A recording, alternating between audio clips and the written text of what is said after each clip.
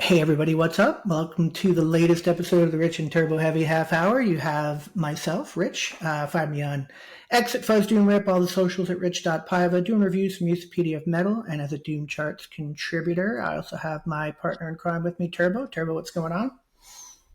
Thanks for allowing me to be here. I absolutely. How could I do this without you? I'm very excited to have a band that was actually introduced to us by a buddy of ours, Rob, who has been on the show before, out of Nashville, Tennessee, Year of October. How are you guys doing? We're doing good. Thanks so much for having us. Yeah. Absolutely, absolutely. So you guys recently, in October, released your sixth album, correct? Called "If I've Given You Everything." This is album number 6, correct? Yeah, it's the sixth album. We're really stoked to have it out. Excellent. It's I have questions. It's fuzzy goodness, and just love your sound. Love the vocals, obviously, Phlecia. But you bring a whole other element to this kind of genre and what we hear and what we like, the fuzzy stoner doom kind of stuff that we hear. So very excited to talk to you guys about that. So first off, album number 6. When I listened to this one, sonically, it's a little different. Did you guys do anything differently when you recorded this album? Was there a different approach, different people involved, or how did this one go down? It was when we started working on it. It was kind of exciting because we had been able to tour for about 6 months on pretty much all of the material, so we had it all down pretty much the way we wanted it.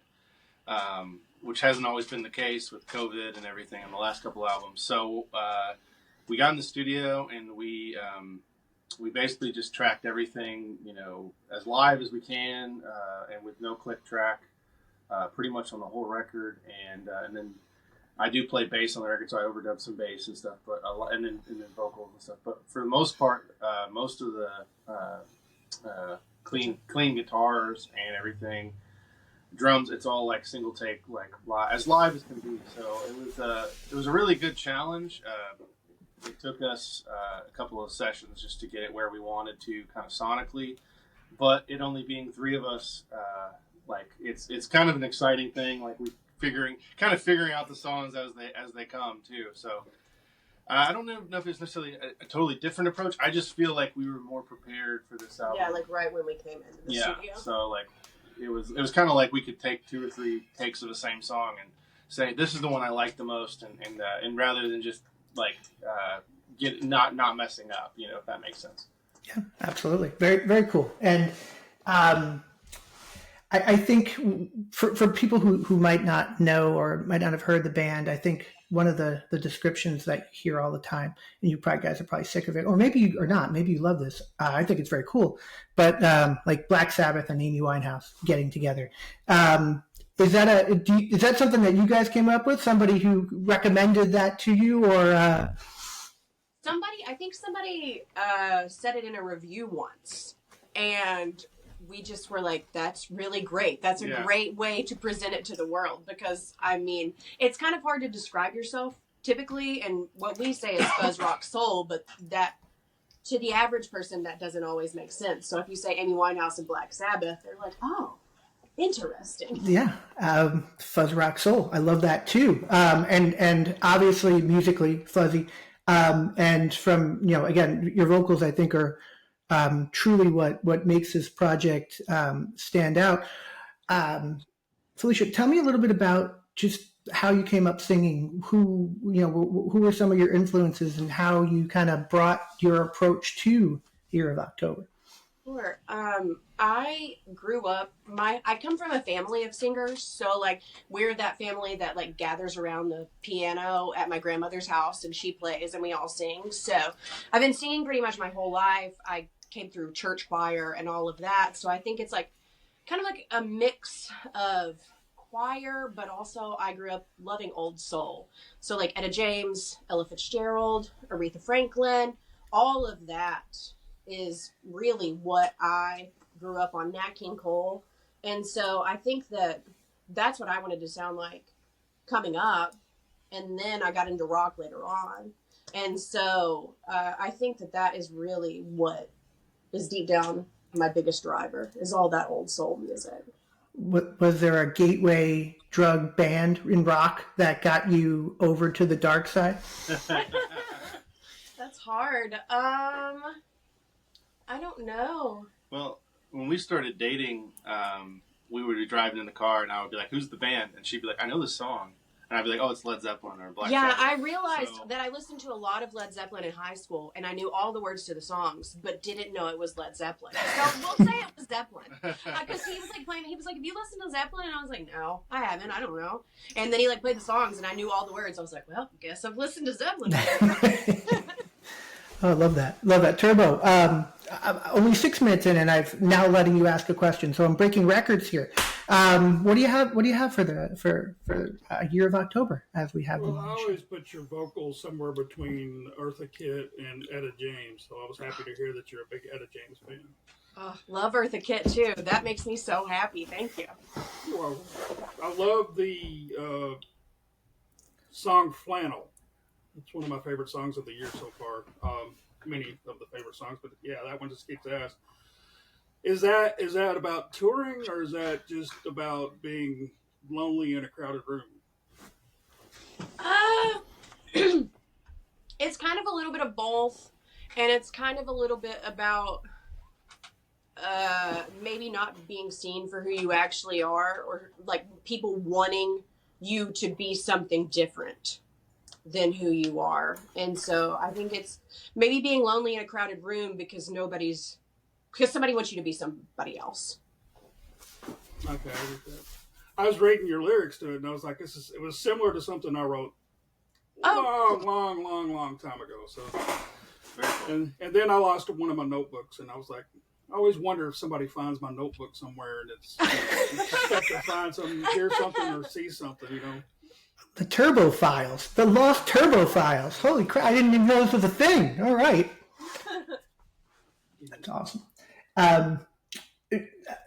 Josh, I want to ask you a little bit about your playing and maybe some of your influences. But the first question I have, you're a trio, and you play bass and guitar on the records. What when you guys play out, is there do you no bass, or how does that whole thing work? Yeah, no bass. I just with my setup, I just kind of we kind of get a little bass heavier. I'll like live actually, because I'll with my setup I'll crank up the low end even more, and our drummer might get a little heavier with his foot.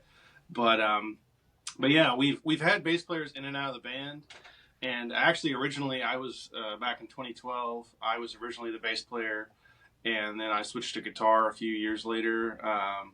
And we've had a lot of members in this band, and but the lineup that we have currently with just the three of us is definitely, I think, our best lineup, and it's definitely the most exciting to me. I think what we do, which is really fun live, is me and James and Phlecia goes with it as well, obviously, is we are able to kind of go off the cuff even more so, because we don't have another sonic instrument to follow. So if we end up extending a song, or even cutting it short and going in a different direction, we can do that really quickly on the fly. That's very exciting. But yeah, sound wise, my amp is really good at carrying a lot of low end, and it's been modded out by a buddy of mine, so it's pretty fun. Cool. And who would you call out? Like, how did you come up, and what are some of your influences in your playing? I grew up mostly playing bass, actually. So like, I love a lot of different stuff. But I grew like Led Zeppelin's always been my favorite band. Sabbath, obviously, but then I also love a lot of soul stuff like Phlecia does. But I like a lot of the Daptone stuff. One of my favorite guitar players ever is Binky Griptite, who plays with like Sharon Jones and the Dap Kings, and it's just that real funky soul kind of stuff, and like. A lot, and then like Budo's band on that same label. I always say they're like if Sabbath played Afrobeat. They're amazing. But like we listen to so much different stuff. I'd say growing up, definitely. I mean, Zeppelin, Beatles, Sabbath. I also love Radiohead. Any of the members of Radiohead, everything that they do, in my opinion, is just like top notch. And then like modern stuff, I love like All Them Witches, King Buffalo, out of New York, really good. I like a lot. We listen to so much different stuff. It's great, just to share stuff on the road. And I think my taste is always changing and always figuring out stuff. But like, yeah, I grew up playing bass and I played bass for like probably 4 or 5 years before I started playing guitar. And I always gravitate towards bass players like John Paul Jones, James Jamerson. A lot of those guys are just really probably my even bigger influences for me than guitar players. But I love a lot of it. So very cool. Yeah, I actually I don't play any instruments at all, but I love the bass guitar, and I think it's a very underrated instrument. And that's a weird thing to say, but like a lot of my favorite bands of all time have like these iconic bass players. Like I love Typo Negative and Peter Steele's his tone and everything he did there. But like I was talking to the band Elkowitz last night out of Portland, and the bass player is like Billy Gould from Faith No More. I'm like, see, you get it, you understand. Like these bass players where like no matter who it is and what they're on, like that's kind of the sound that you're getting. Mm-hmm. So I think it's funny because bass players are probably some of our favorite musicians. So for a band that doesn't have a bass player that plays live, they probably love bass more than bass. yeah, it's a little ironic. Yeah, that's very interesting. I was looking at your special thanks to our friends, and what timing? Because one of the things that you said, two things I wanted to ask. Number one, you mentioned Stephen King, and number two, you mentioned cats. So number two is being answered already, and the best interviews we do are the ones where pets show up. So who was in the picture with us here? This is Moneypenny. Oh, I love it. Moneypenny's awesome. So how do both cats and or Stephen King play into this record, or maybe everything that you guys are doing? Well, we love Stephen King. We actually have a lot of songs inspired by the Dark Tower series. Like either like we say that they're in the universe or directly inspired by different aspects of the story. On the new record, do we have any on the we don't have any on the new record. We don't have any on the new record. But on the previous records, we have a lot of Stephen King references, and he's probably my favorite author, and we love Stephen King. So he's always there in the background, even if it's not. He's just one of our big writing influences. Absolutely. And then for cats. For cats, on most of our records, it wasn't on this one, but we will have the cats on somewhere. We'll like have them meow into a microphone and run it through distortion and stuff. So that's been on a few of our records. We lost our boy cat last year, Doug, and so that's one of the things the album is dedicated to is him, and he was better at performing on command than this one. So none on this record because she doesn't perform. Yeah, she'll talk all day, but then you put a microphone in front of her. And like, cats are having lots of cats in my life. Having them do what you want them to do is not exactly an easy thing to do ever. Turbo and I have been discussing the new, and I don't know if you guys have watched it, but the Dairy series, the It series. Have you seen that? And did you? You haven't? Okay, so no spoilers then, because as Stephen King fans, you're going to. There are some things that happen that are pretty epic in that universe. And then I have to ask, Dark Tower movie. Disappointing, right? Like that wasn't great. We didn't watch it because good move. Watched the trailer and we were like, we're going to be upset. Yes, good move. You spend all those times with those books, and they're so long, and and then an hour and a half of like, what the hell just happened? I actually went to see him. Felicia's sister was getting married, and they were doing. I don't remember what they were doing. They were doing something, and I didn't have to be there. So I was like, I'm going to go to a movie. So I went to see Baby Driver. Baby Driver, which was great. But in the Baby Driver trailers, they played the Dark Tower movie. And I'd never done this before in my life, but I stood up and booed. Some people thought it was funny. I'm sure some people thought it was obnoxious. But warranted. But absolutely warranted. Huh? Absolutely warranted. You absolutely should have done that. Fully support that. The Dairy Show, for sure. Yeah, it's if you like the Stephen King universe, there's stuff that happens. Let's just say that. Turbo, what else you got? With your, well, bringing that up, and after watching your video for Flannel, which I love that you put the animation together like that. Thank you. Because for me, when I was younger, that was, that's all I wanted to do was stuff like that. And, life passes you by. I was curious, have you ever just wanted to sync up some of your music to like a movie? Like, Yeah. the whole Pink Floyd Wizard of Oz thing. And that would be cool. That would be cool, yeah. I would love that. I mean, I would like to just do soundtrack work in general because we're big movie buffs anyways. But yeah, if we like synced really up cool. an album to a movie, that would be amazing. What movie? What movie would it be? The Sandlot. I was like, it'd probably be Star Wars for you. Star Wars, yeah. We played a venue in Louisville recently.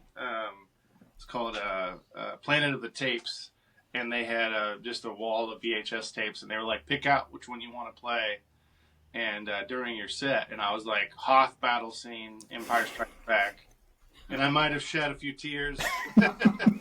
It was pretty amazing. They had a big screen behind us, and so that was awesome. That was kind of a dream come true, and it lined up great because I think we played like a 30-minute set. By the time it was over, they were in the asteroid field, so it worked out pretty good. The band after us played Jaws too, which was great. So very cool. That's a really cool idea actually for a club. I had not heard of that before. Well, they it's like a bar, and then you can go in and rent movies, and then they play movies for bands. So it's like it kind of functions as a couple different things, but it was super cool. They had a huge VHS and DVD selection, like it was massive. That's awesome. It's amazing actually how much some of those VHS tapes are worth these days too. It's you see, like some of those Disney ones and whatnot are just like ridiculous amounts, and they were probably sitting in my bin, sold them for $1 at a garage sale at some point. So yeah, totally. Everything that's old is new again, for sure. What else, Turbo? I'm sorry, I think I interrupted you. Well, I was just curious about the video for Flannel. Was that something you all did on your own, or did somebody come in and do it, or some vision you had and somebody got it right? I edited it. I use a lot of old public domain footage, and I just try to make it as weird as possible. And so I've done almost all of our videos. Yeah. I edit, I video edit. And so I just get in a weird state and find weird videos and put them all together.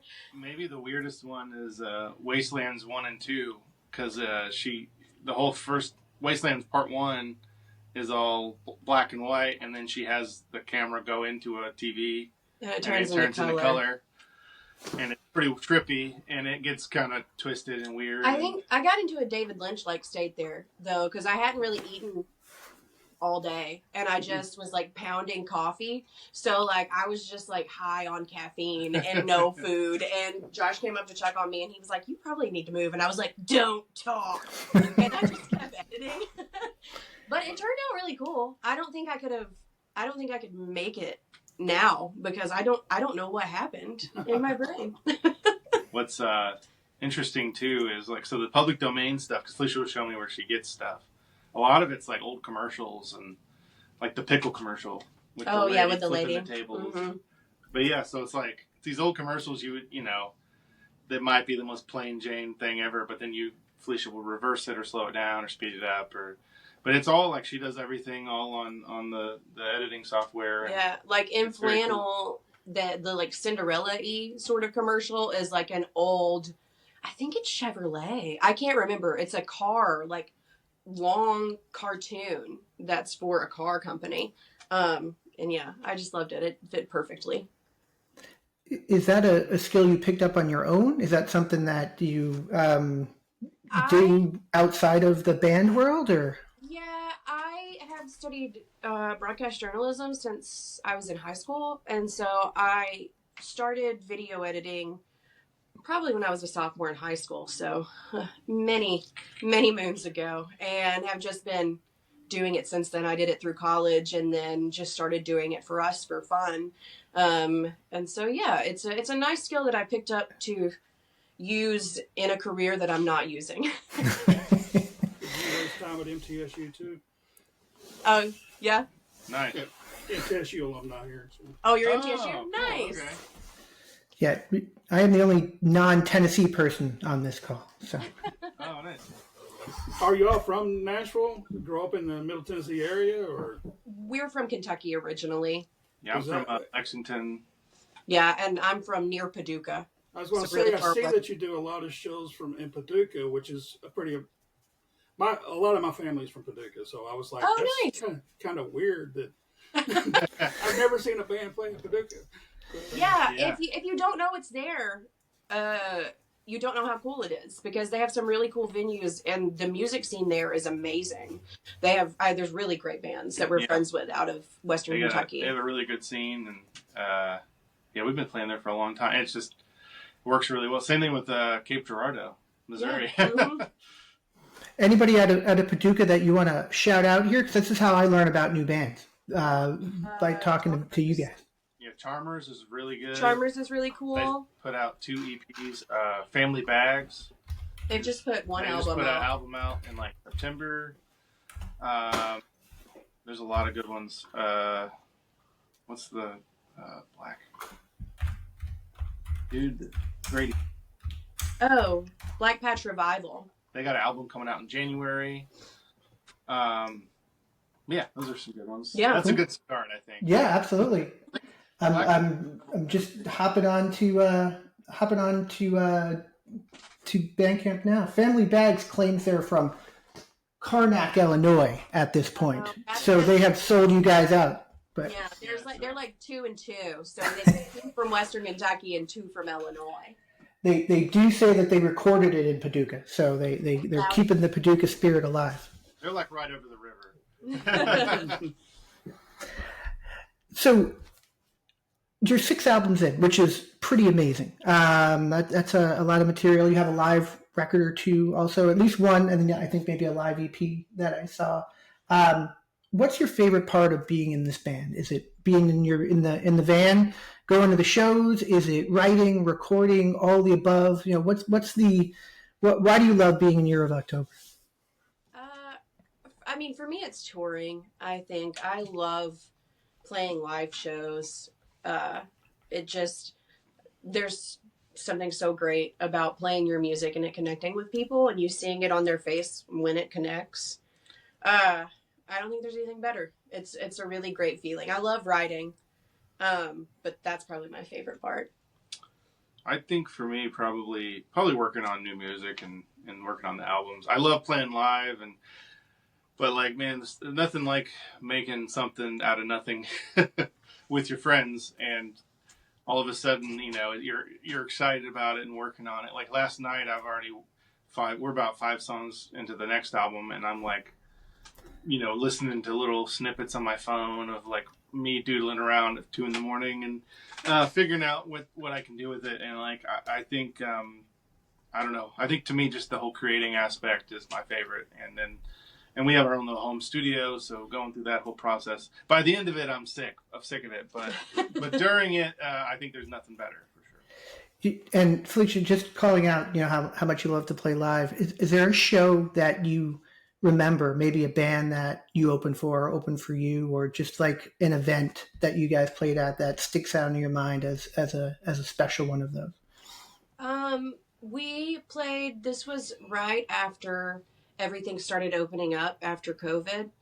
And so there's this little dive bar in Nashville called Springwater that we used to play all the time. And it was their like opening up weekend after COVID, and we got to be the Sunday night show. So it was like they did a whole weekend thing, and we were the last show of the weekend, and we got to plan the whole thing. So it was us, our friends, Casey Joe and the Friday Night Dads, and the Dirty Delusions. So it was all Nashville locals, and it felt so good because it was something that had been taken away from us for a year. We hadn't been able to do it in so long, and the room was packed, and it was all of our friends and just new people, and It felt great. Mm-hmm. Yeah, very cathartic.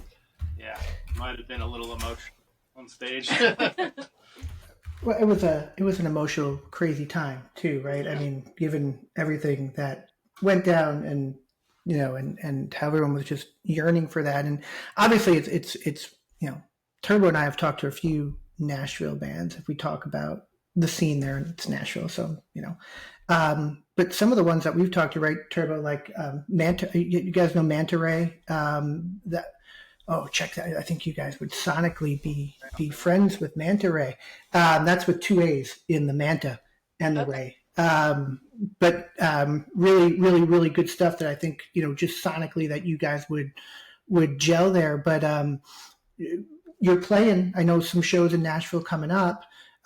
So a couple questions there. How do you prep for that? You have a new record, but you also have a big back catalog. How do you decide set list wise? And are you playing with any local bands that you want to mention out of the Nashville area? Yeah, I think mostly when we write a set, we try to do it like at the show, like kind of feel the vibe.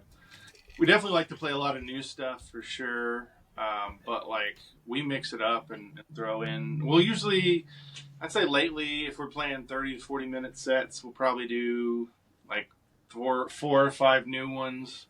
Maybe 3 off of Keep On Fighting and Wastelands, but we've definitely been known to throw it back further and mix it up a little bit. It just depends on the vibe. Like if we're playing with some of our friends and they want to hear some old stuff, we can do that.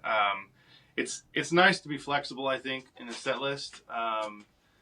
And then another thing too is like we play a lot of 3 and 4 hour gigs. Like out of town, and we don't do any covers. We do all originals. So at those gigs, it's great because we have about 70 songs to choose from, and we can, if we do 2 or 3 in a row, we can play entirely different songs every night, pretty much, or not entirely different, but mix it up and not get burnt out on a set. But yeah, we definitely like to mix it up but then also get a lot of the new stuff out there, and it's kind of the idea. Like my thought I'm always like, well, not always, but every album we put out is like my favorite album, so or like, that we've put out. So I think like for me, our newest album, I want everyone to hear it. So we've played a couple shows where we've pretty much played the album front to back. It just depends. Mm-hmm. Is there a song that when you're playing to a crowd that's familiar with you guys, is there a song that you can't get out of playing in that set, that they would be mad at you if you didn't play in that set? Sometimes if we try not to play Black Widow, we get requested to play Black Widow for sure. That's probably the most common one. Yeah, we used to close all our sets with Fade Away and Buried off of Wastelands, and for a while people would get mad if we didn't close with that. But I think we've broken that. And you mentioned that if you play long shows, you could pull out anything from your catalog. Are you a band that can do that without like having rehearsed recently that particular song? Like you can just be like, haven't played this one in 4 years, but we're going to jump right into that one now. Is that, you guys kind of have that down, or? Nice, because I mean James, who's not here, he's a great drummer. So like even there's some songs like I'll start a song and he'll be like, like. But then he's very intuitive and he'll jump right in and then he usually like nods at me like it's like, oh, I know where we're at, So we've definitely done that in the longer sets, because sometimes we're playing these long sets, people are like we play some odd places and they're like, hey, don't get heavy for like the first hour, So we have a bunch of softer stuff, but it's like usually we like to space it out. But then on those sets we have to really like kind of watch our volume a little bit more. So like, so it's like we'll play a lot of old stuff and then we'll get heavy at the end. But it's nice to be able to be versatile in that and to be able to pull out anything, pretty much anything. There's a couple songs that we just don't play anymore, but like we don't play them like ever. So. And every once in a while, when we'll pull one of these out, I'll have to be like, Josh, what is the first word of this song? I need something to like click in my brain. Then I'll remember all the lyrics after that. But I'm like, I cannot remember how this starts. It's very cool, and it's an amazing skill set. Like we talk to bands who definitely have to, they have their set and they're good to go, and pull something out from years ago, it might be a challenge, but it's a testament to you guys playing together, I think, for so long to be able to do that and work that way. Turbo, what else do you have as we wrap up soon? Your name, Year of October, where does it come from?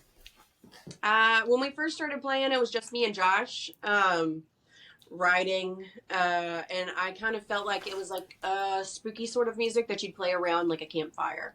And so I was like, the best month for campfires is October. So I wanted to kind of take that spooky October feeling and make it go year round. And it still fits. We play spooky rock music now. And I mean, October is my favorite month. So who doesn't want a year round? Right? Yeah. Josh, any pushback when she came up with that name, or were you down like right away? Yeah, we had so many bad name suggestions, mostly by.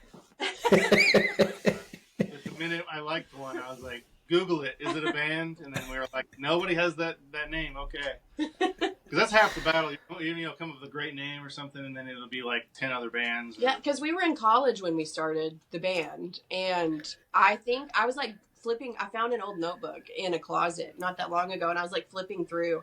And I think I have a page where I was like drawing designs with all of the different band names that we came up with. And I was like, these are awful. I'm so glad that we stuck with Year of October. Yeah, in our little group chat, one of us will inevitably say something stupid, and somebody will be like, band name. So there's you're kind of a running band name joke, and they're probably all terrible and would probably get either people in trouble and or sued or something. Thank